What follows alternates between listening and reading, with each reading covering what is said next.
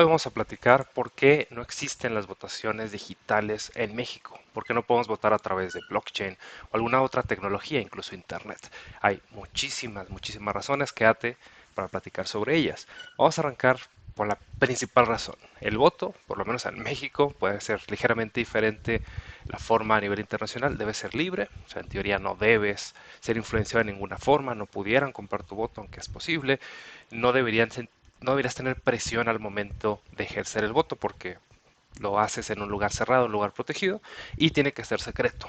¿Qué significa eso? Que no te pueden relacionar con que esta persona, este elector, eligió a tal candidato. Entonces, los principios de libertad y de secrecía son los que nos hacen imposible que podamos tener un voto digital. Y mucha gente surgió a raíz de las elecciones del 2021, junio de 2021 en México. Nuevamente ese tema, ¿por qué si blockchain es algo que está tan fuerte en este momento? ¿Por qué pues, tenemos años utilizando la tecnología? Ya todos tenemos un teléfono, tenemos incluso la firma electrónica en México para hacer trámites ante el gobierno. ¿Por qué las votaciones en concreto no pueden ser digitales y al mismo tiempo libre y secreta? Hay muchas razones técnicas, muchas razones organizacionales. Podemos empezar simplemente porque no todo el mundo tendría internet, no todo el mundo tendría acceso a sistemas electrónicos, queriendo ser justos, democráticos, abiertos en todo un país de cientos de millones de habitantes. Y hay un tema técnico que no ha sido resuelto. Y bueno, esto me tocó investigarlo durante algunos meses en el posgrado y hasta 2012 que hice el posgrado y con lo que me he ido actualizando, no hay una forma técnica, tecnológica de mantener esa secrecía en el voto. Y vamos a platicar por qué, ¿no? Vamos a arrancar primero por qué la urna tradicional que se lleva utilizando miles de años, que es poner papeles en una urna, en un contenedor, sigue siendo la forma más justa, más segura. Claro que hay inseguridades, por ejemplo, ¿qué pasa si llega un comando armado y se roba las urnas? ¿O qué pasa si en esa libertad te piden que tomes una fotografía a al papel y con esa fotografía te dan dinero, te dan algún beneficio económico, una despensa, cualquier otra cosa? Pues estamos violando esa libertad y esa seguridad, ¿no? Vamos a ver las formas que actualmente tiene el sistema mexicano para defender que la urna de papel, la urna tradicional es la más efectiva. Antes de eso de libre y secreto, quiero que veamos este comunicado oficial. Si bien vamos a poner un pequeño paréntesis de que sigue habiendo corrupción, sigue habiendo intereses políticos, aún así, los institutos nacionales y estatales electorales siguen teniendo cierta certidumbre, cierto respaldo por la sociedad. Entonces, tu voto es secreto. Al votar, las personas marcamos la opción que queremos sin que nadie nos pueda ver. Esto es lo que permite la secrecía, ya lo hablamos. Quien exige una foto está cometiendo un delito y aún así mucha gente lo hace. Si te doy 500 pesos, $25 a cambio de que me muestres una fotografía a favor de cierto partido político, esta misma secrecía lo hace difícil de evitar ese delito. O sea, podemos hacer la conciencia en todos, pero pues finalmente ocurre ese delito. Algo que ocurrió en estas elecciones que acaban de suceder ayer fue que ya no estaban esas protecciones que había anteriormente, por el tema de COVID principalmente, y entonces pues era más difícil que pudieras en forma secreta tomar la fotografía porque te estaban observando, todo el mundo te estaba observando. Lo que en teoría no te debería sentir influido al momento de poner las cruces, porque te está observando el presidente de la casilla y en teoría ningún candidato político, etcétera, y hay vigilancia, etcétera, etcétera, ¿no? Son muchas cosas que estamos simplificando para propósitos de un video sencillo, ¿no? Entonces, voto de ese libre y secreto, vamos a platicar por qué la urna de papel en este momento es la punta de lanza, digámoslo así, ¿no? Instituto Nacional Electoral garantiza tu voto libre y secreto con estos elementos. Padrón electoral, lista nominal confiable. Esto es importantísimo, parece trivial. Y sí sabemos de historias donde han votado personas que fallecieron hace algunos años. Entonces, esto de que la lista nominal es 100% confiable, hay que ponerlo en duda. Requerimos que alguna autoridad o algún organismo internacional pues, nos diga exactamente si es confiable. Pero de aquí parte todo. Y es el tema en lo digital. ¿Cómo garantizas que ciertos ciudadanos, los que estén en edad de votar, los que no hayan fallecido, los que, no sé, no estén en ciertas condiciones que les impidan el voto, tengan ese derecho, esa oportunidad? Y que no haya gente de más, no haya gente de menos. Y de aquí parte todo. Si lo hiciéramos, por ejemplo, con blockchain, ¿cómo le haríamos para que cada ciudadano tuviera esa conexión con su derecho a votar? Entonces, de entrada ahí hay un tema técnico, un reto tecnológico que hay que empezar a implementar, ¿no? El segundo es credencial para votar con medidas de seguridad que la hacen infalsificable. ¿Qué rayos quiere decir eso? Eso significa de que no solamente la identificación es para decir que eres mayor de edad o que eres mexicano, sino vamos a tomarlo en cuenta que simplemente para al momento de ir a votar hay unos procedimientos en los cuales se buscan los padrones o las listas nominales para asegurar que en una casilla en concreto solamente hay, digamos, 300 personas que pueden votar, que están dentro de las listas. En teoría esas listas son, bueno, no en teoría, son públicas y se imprimen para que cada casilla tenga copias de garantizar que estos ciudadanos sí pueden votar, ¿no? Entonces, ese es un trabajo logístico muy importante. ¿Cuál es uno de los grandes retos o críticas al sistema tradicional? ¿Qué pasa si la persona no se puede mover? Por ejemplo, no sé, tiene alguna incapacidad motora o enfermedad o lo que queramos, ¿cómo va a ir físicamente a las urnas? Que es algo que le da pues esa certidumbre al proceso. Ahorita lo platico con más detalle, pero bueno, ¿por qué no es más cómodo, por qué no es más conveniente que la persona desde su casa pueda votar? Y eso lo podemos relacionar mucho con la pandemia. ¿Qué sucedió en el 2020 cuando anteriormente estábamos acostumbrados a trabajar en oficinas cerradas, controladas con supuesta vigilancia?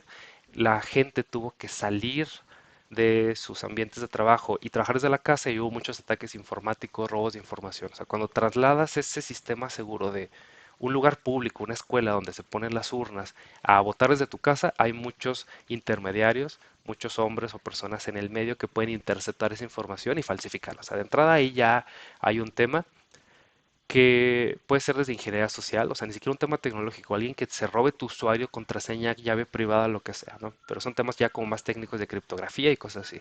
Entonces, que haya una lista nominal, que haya un padrón global y que la elección se haga en un lugar cerrado, bueno, eso nos da ciertos beneficios.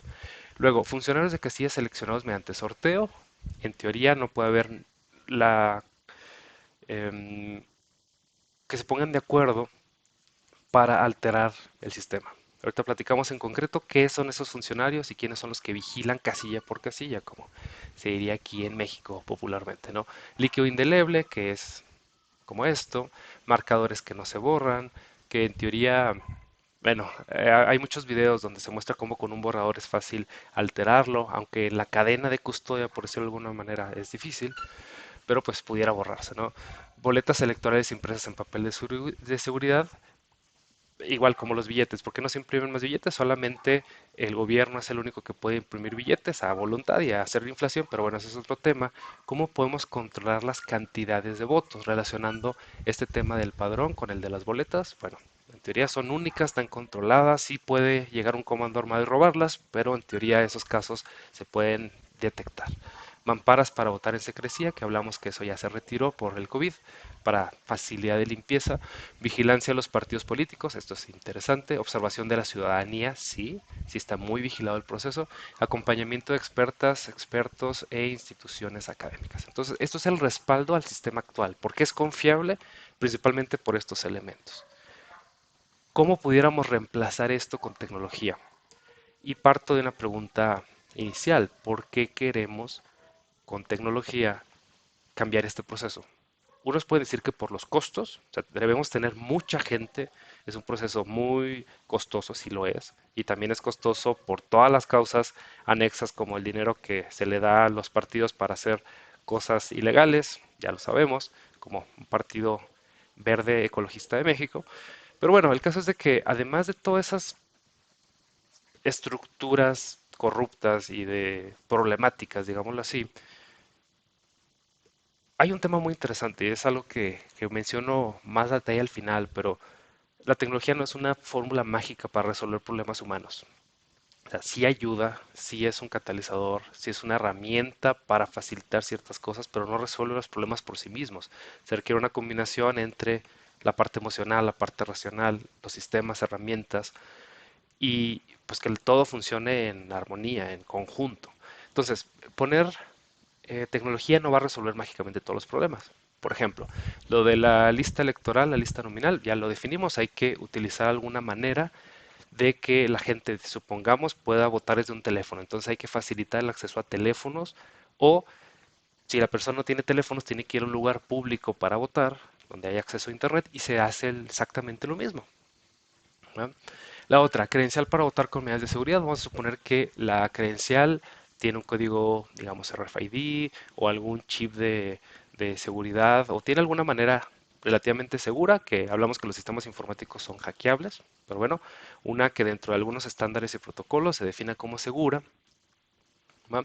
Entonces, ¿cómo ejercería ese voto? Por medio de la computadora, etcétera, etcétera. Entonces, ese sistema que aparentemente es muy sencillo, realmente al momento de analizarlo, trabajarlo, es, pues es más complicado todavía que lo que ya conocemos que es ir a poner una X, ¿no? Sobre todo en temas de conocimiento sobre tecnología, etcétera, ¿no? Si mucha gente de los cientos de millones de habitantes o más de 100 millones de habitantes en México no conocen estos procesos que estoy platicando, imagínate si lo trasladamos a un voto electrónico. No significa que no puedan, eventualmente no podamos ir para allá, pero ahorita platicamos más sobre ello. Funcionarios seleccionados mediante sorteo. Bueno, esto la tecnología, una de las ventajas que puede hacer es reemplazar a todo este equipo, que muchas veces son voluntarios o reciben alrededor de unos $50 por su apoyo y comida, etcétera, pero principalmente es un acto voluntario, un acto ciudadano que cada 6 años tienes la oportunidad de ser sorteado y familiares y amigos han quedado y no lo hacen por el dinero, lo hacen por un compromiso con su país, lo cual es un hack interesante, ¿no? Tendríamos que eliminar los líquidos, los marcadores, porque realmente ese voto sería como, no sé, virtual, no requeriríamos marcar sobre ningún lado. El secreto, te regreso a eso porque es muy interesante.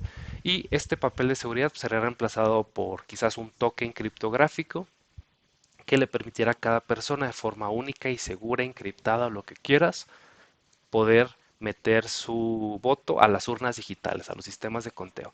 Y esa es otra de las ventajas.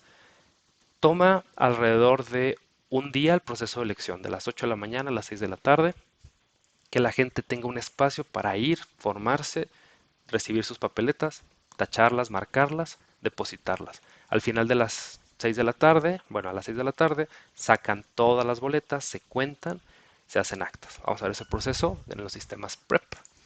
PREP, por ejemplo, aquí en el municipio donde yo vivo, lo que se hace es ese proceso de tomar la foto de las actas, quedan como de esta manera.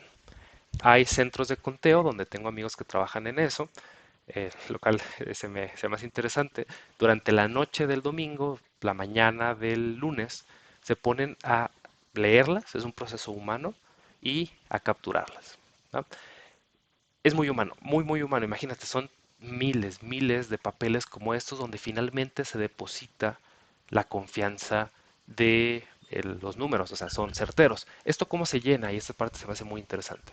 De entrada, primero se dice que, eh, ¿dónde estará esto? Bueno, ya me la cambiaron, pero hay una cantidad de votos en blanco, digámoslo así, o de papeles en blanco por llenar que recibe cada casilla, ¿va? Y tiene un poco de sobra por si se necesita o algo, pero bueno, hay una cantidad de votos disponibles, ¿va? Y aquí se hacen conteos.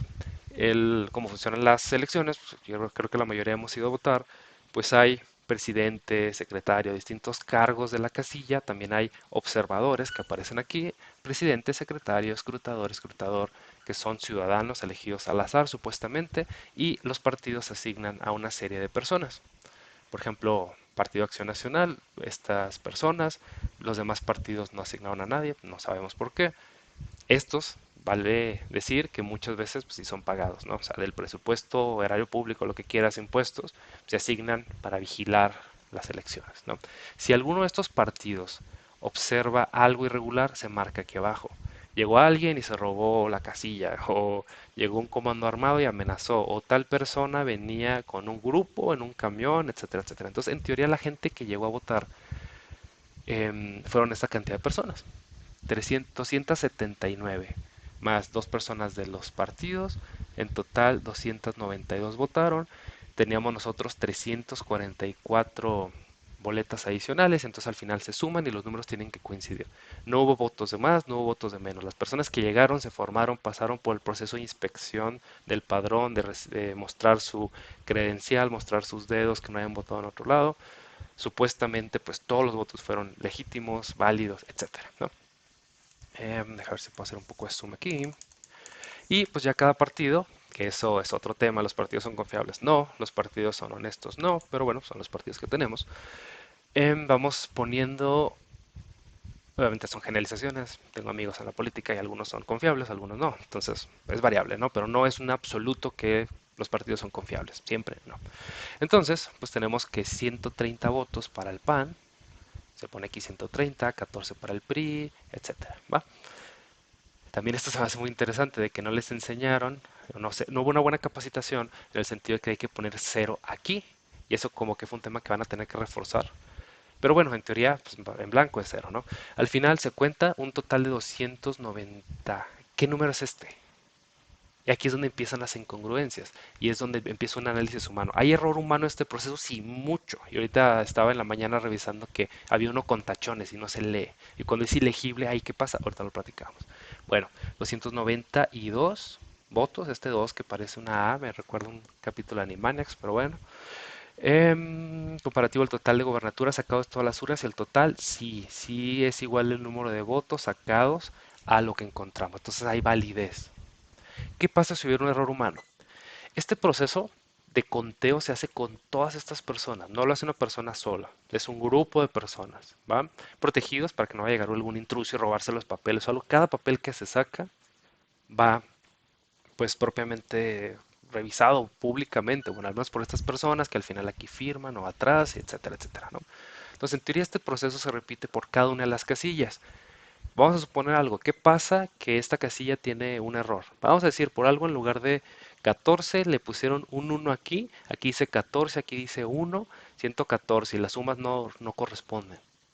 Ahí, ¿qué pasa? ¿No? Es verdaderamente un tema problemático. Lo que pasa también ahí es que se hace un análisis estadístico. Entonces, si en las casillas, digamos, por ejemplo, tuviera más votos que lo que esta casilla tiene disponible, vamos a poner, son de 300 personas y votaron 400 o 500 o lo que sea, obviamente hay una, viene una autoridad que analiza y dice, oye, es que el margen de error supera la, pues las tendencias que tenemos. Vamos a ver un ejemplo, ¿no? Por ejemplo, aquí gobernatura, vámonos a lo general. Entonces, la diferencia de María Eugenia contra Juan Carlos, pues es alta. Hablamos de 130,000 votos aproximadamente. Entonces, si los errores fueran en torno a 130,000 votos, obviamente no hay elementos para garantizar que esta persona tuvo una mayoría absoluta. Y pues en eso se basa prácticamente. O sea, robaron la mitad de las urnas, bueno, no la mitad, robaron 60,000 votos que estaban en las urnas. Aún así se puede declarar legítima esta elección, ¿no? Es controversial, si es cierto que el voto a cada persona influye, pues de cierta manera sí. Por el mismo tiempo no se cuentan los votos de forma individual, se cuentan agrupados. ¿Va? Pues bueno, ya esa es como la justificación rápida de por qué esto sigue funcionando y tiene cierta credibilidad, etcétera. Ahora vamos a reemplazarlo con tecnología. Imagínate, este proceso que hoy en la mañana, o sea, 24 horas después de que iniciaron las elecciones, se saben ya tendencias y de hecho ya se enuncian ganadores, etcétera, por la información que se tiene con un cómputo de, vamos a ver cuántas, pues ya, está al 100% de todo contado, parece. Bueno, no mentiras, participación ciudadana, no encuentro ese dato. 2 millones de 2,800,000 número de personas que votaron, participación ciudadana. Oye, participó pues un número interesante, no, 47. Pero bueno, a lo que voy es, todo esto está respaldado con el sistema de papel, que ya vimos que tiene muchos elementos, vamos a reemplazarlo con blockchain, vamos a reemplazarlo con una tecnología criptográfica. ¿Por qué no funciona? ¿Y por qué no se puede resolver todavía este problema? Vamos nuevamente a que el voto es libre y secreto. ¿Por qué secreto?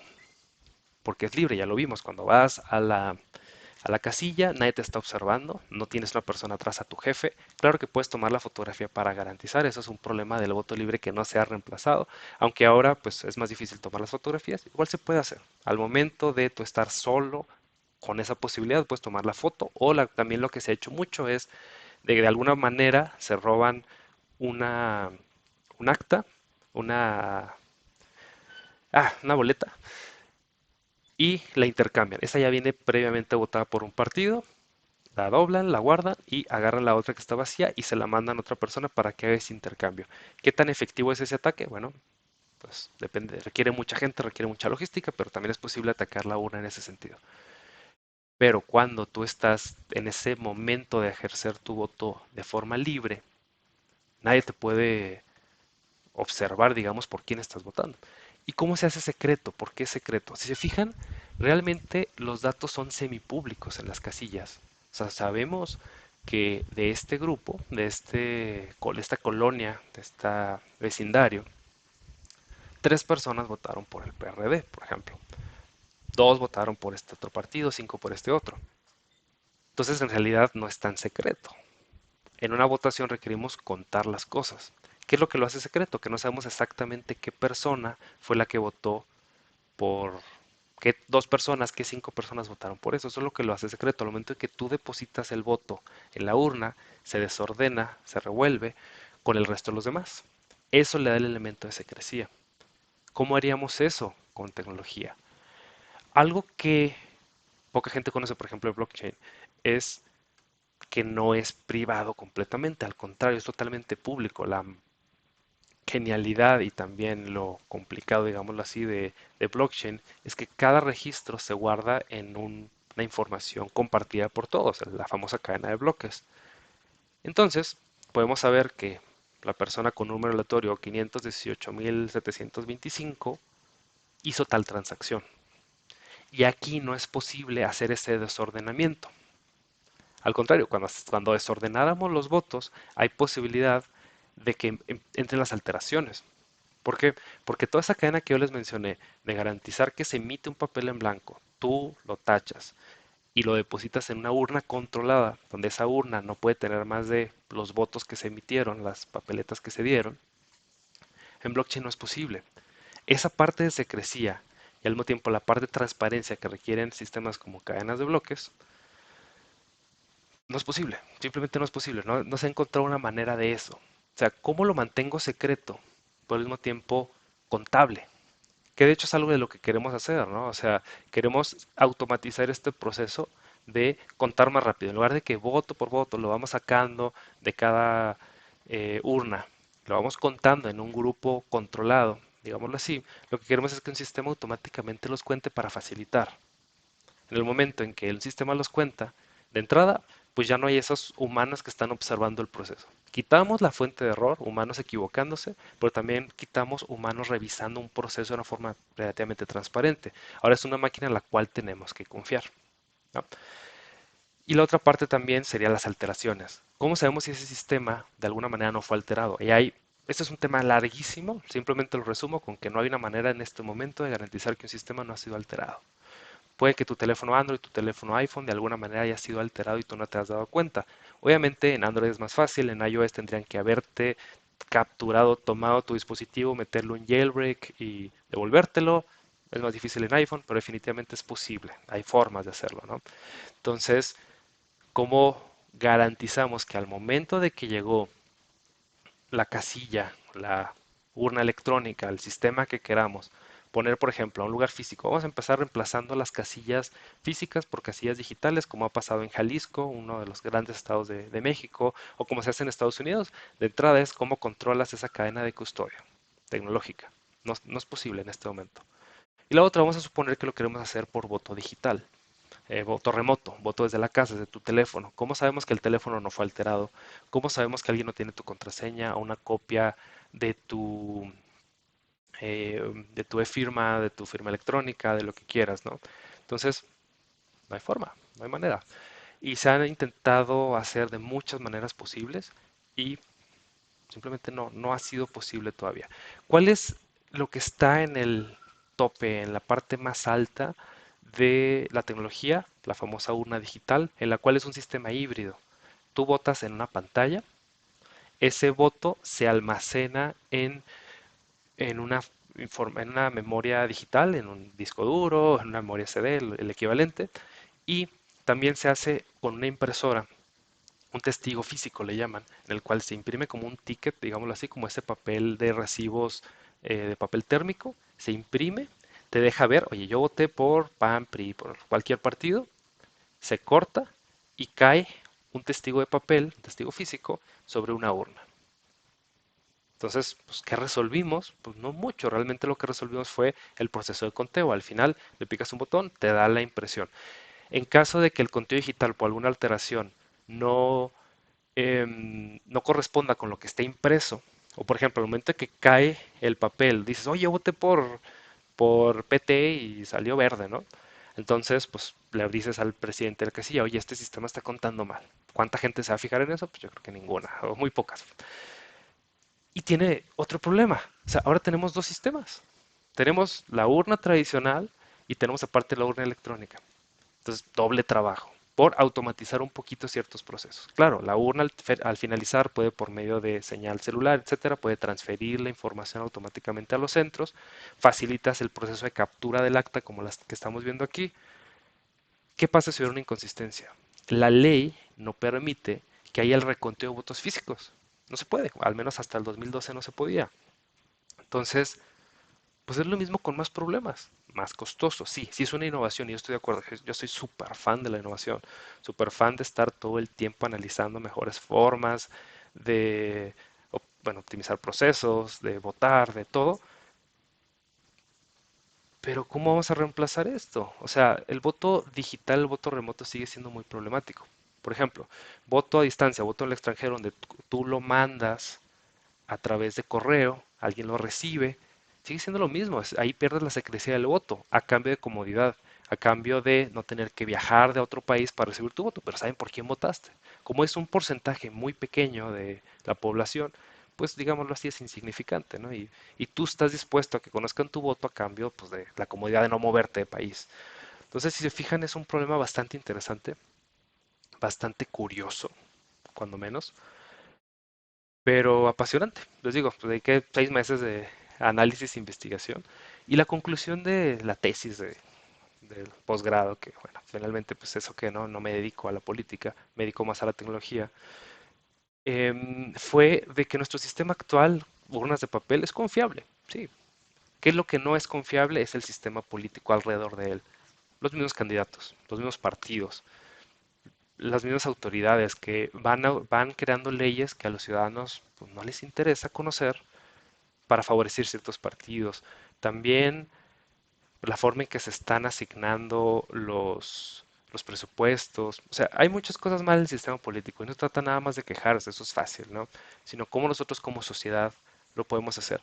Te dejo un enlace aquí en el video de Así que quieres reformar la democracia. Me tocó participar durante algunos años de mi juventud, ya no me dedico a eso para nada, a apoyar ciertas causas. Por ejemplo, en su momento fue Wikipolítica, que pues, después se fue evolucionando a otras cosas. ¿Cómo le ayudamos a la sociedad a tener esta información para que pueda tomar mejores decisiones? Dentro de estas limitadas opciones, u otra opción puede ser postularte como candidato a entrar en ese sistema. Pero bueno, dentro de las limitadas opciones que podemos hacer cada 6, 3 o diferentes años, además de cómo acercarnos con nuestros representantes ya electos para poder influirlos en que tomen ciertas decisiones, pues bueno, la conclusión ya es que la tecnología no nos permite mejorar este proceso. El voto libre y secreto, pues no podemos reemplazarlo con tecnología, curioso, ¿verdad? Y el sistema tradicional sigue siendo vigente, cada vez le ponen más mecanismos y eso lo hace más confiable. El margen de error tiende a ser mínimo, aunque se roben una casilla, se perdieron 300 votos y el resto de la población vota por más de esa cantidad con inconsistencias, pues finalmente la elección va a ser válida porque es un tema de mayorías y que el sistema político pues no funciona. Y no hablo de sistemas democráticos, representatividad, etcétera. Lo que manejo es de que la política es un área complicada, un área de interés público haciéndolo de forma privada. Entonces es muy difícil ser altruista en este sentido, es muy difícil pues que te paguen por un trabajo, tener la oportunidad de hacer el bien social y no beneficiarte tú, porque también el mismo ser político, el mismo ser funcionario, servidor público, como le queramos llamar, pues es una tentación muy fuerte y muy competitiva. Si no te robas tú esto, pues se lo va a robar otra persona y pues finalmente el tema de robos. Yo tengo amigos políticos, me dicen, es que nosotros no robamos, aprovechamos las oportunidades. Pues, está bien, ponle el nombre que tú quieras. Yo lo estoy haciendo con términos pues que usa la población, ¿no? Y a eso quiero, con eso quiero cerrar. O sea, como población, estamos muy ocupados en nuestras vidas, no importa nuestra clase social, nuestra ciudad, etcétera. O sea, eso no importa. Lo que importa es que estamos muy concentrados en nuestra especialidad, vivir nuestra vida, nuestro trabajo en tecnología, ser profesores, lo que quieras. Estamos muy ocupados en esto que tenemos que delegar las políticas públicas, las, pues todos esos trabajos que no queremos hacer, no queremos ser legisladores, lo delegamos a gente que se le paga una cantidad interesante de dinero. Por un lado tenemos que ser muy responsable dentro de estas opciones, cuál es la menos peor, definitivamente sí, y también durante el proceso seguir exigiendo cosas a favor de, primero, nosotros como personas, de nuestras familias, de nuestra comunidad, de nuestro estado y nuestro país. Y creo que esa es la parte más importante. Eso es dentro de lo limitado de este sistema político, de este sistema de representación, pues tomar el mejor provecho para nuestro beneficio personal. Pongámonos ese principio de ponernos la mascarilla a nosotros mismos y ya que estemos bien, pues ya podemos pensar en temas sociales. Ese es un tema muy controvertido. Hay gente que prefiere ayudar a los demás antes de ayudarse a ellos mismos. Respetable, simplemente es mi opinión. Y pues eso es todo. Espero que hayan ejercido su derecho y algunos dicen que es obligación de votar. No pasa nada si no vas. Pero también el no ir, pues hace que otras personas, la mayoría de otras personas decidan. Y nuevamente es un tema de individualidad. Tu voto cuenta, cuenta uno. En realidad lo que mueve las cosas es la fuerza del grupo. Entonces, únete con grupos. O sea, si tu grupo es un partido político, si tu grupo es tu sociedad, pues tomen esas decisiones en conjunto. Algo que a mí no me gusta de México y Latinoamérica es que deporte, religión y política son temas tabú. Deportes y religión no entran en este video, pero la parte política sí. Entonces, hablemos de política, seamos analíticos, seamos críticos. Creo que eso nos va a ayudar mucho a pues tener un mejor país. Nos vemos.